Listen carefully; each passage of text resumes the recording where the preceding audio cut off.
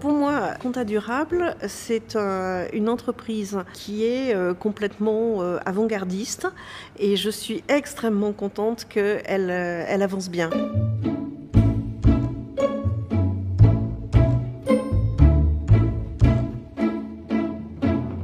Jusqu'à maintenant, les comptables jouaient un rôle de relais entre les chefs d'entreprise et le ministère des Finances. Et ils jouaient un rôle de tiers de confiance, essentiellement un expert comptable et puis un commissaire au compte certifie à l'État que la déclaration fiscale que présente le chef d'entreprise est correcte. Voilà. Et que donc le montant de l'impôt qu'il doit verser à l'État est bien calculé. Aujourd'hui, on est en train de comprendre que les choses sont beaucoup plus compliquées que ça. Une entreprise, ce n'est pas qu'un agent économique, c'est beaucoup plus que ça, parce que les individus ont fondamentalement besoin de contribuer à la vie de la société et puis accessoirement ils ont besoin de l'ensemble de ce que produisent les entreprises.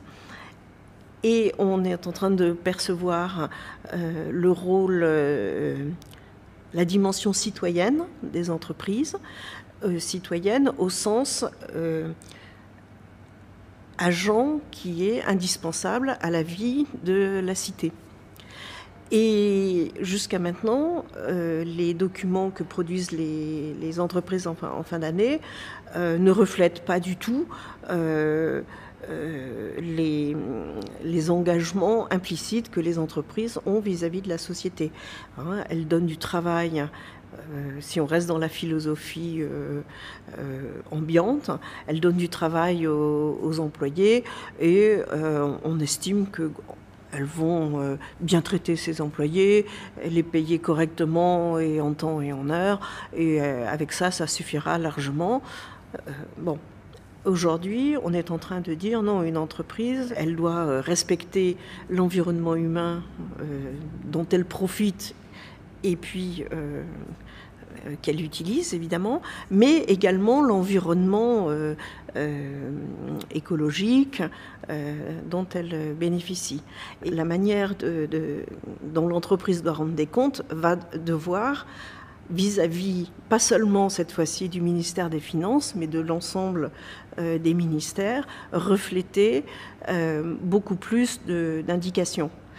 Et en particulier les progrès qui sont faits quant au respect de l'environnement, des progrès qui sont faits quant au respect des personnes en tant que clients, mais en tant que également salariés, fournisseurs, etc.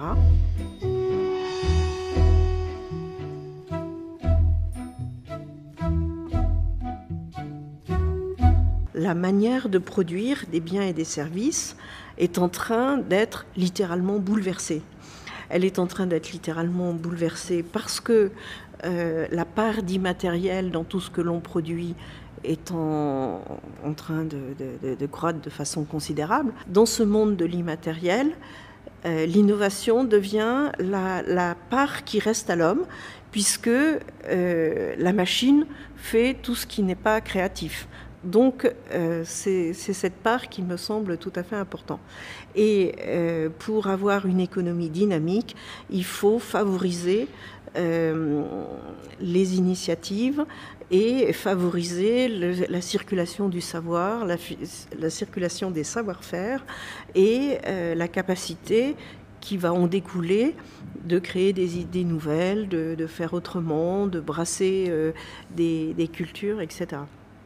Voilà, et Compta Durable s'inscrit dans l'idée que petit à petit, les indicateurs hors bilan des entreprises va s'intéresser à ces questions-là.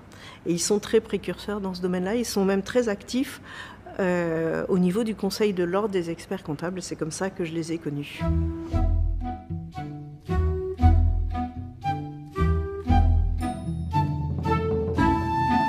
On dit qu'on change de civilisation quand 3 paramètres ont été modifiés. Le premier paramètre, c'est l'énergie. On est en train de changer complètement de système énergétique. On va passer d'un système pyramidal et complètement distributif à un système complètement décentralisé et intelligent. Donc aujourd'hui, ce qui urge, c'est de mettre de l'intelligence dans notre mutation énergétique. Et cette mutation énergétique, elle amène des changements extraordinaires. On commence à avoir des startups, j'ai assisté moi à des scènes surréalistes où on a des startups qui commencent à devenir profitables et on a des investisseurs qui disent à ces startups: vous êtes nettement plus profitables et porteurs d'avenir que ces grandes entreprises qu'on soutient, mais on ne peut pas investir chez vous. Vous n'êtes pas capable de vous comporter comme les grandes entreprises dans lesquelles on investit et qui nous inondent de chiffres et de promesses et de ceci et de cela. Et vous ne faites pas ça. Et les petites entreprises leur disent: mais adaptez-vous à nous. Nous, en régime de croisière, on aura 50, 100, 150 salariés. On n'en aura jamais 150 000. Donc, on ne va pas se comporter comme une boîte de 150 000 salariés. Donc, essayez d'imaginer, vous, comment vous allez pouvoir investir dans des boîtes de 50 salariés. Et ce monde de la haute finance qui se semblait à l'abri de tous les changements, elle est tétanisée. Et je trouve que cet exemple est assez extraordinaire. Donc ça, c'est le premier vecteur de changement. On est en plein dedans. Le deuxième vecteur de changement, ce sont des instruments de communication. Donc il y a eu, par exemple, l'arrivée de l'écriture. Aujourd'hui, avec la semaine qu'on a passée récemment, le débat, c'est le monde du numérique. Sur le plan changement d'instrument de communication, c'est gigantesque. Alors je ne vais pas développer toutes les conséquences parce qu'elles sont très nombreuses, mais sans rentrer dans les détails, tout le monde est d'accord pour dire ça change tout. Voilà. Bon. Eh bien, ces deux facteurs qui sont quand même très très changeants, c'est pas à mes yeux le plus important. Le plus important, c'est la remise en cause d'un ou plusieurs textes fondamentaux. Et cette remise en cause, en gros,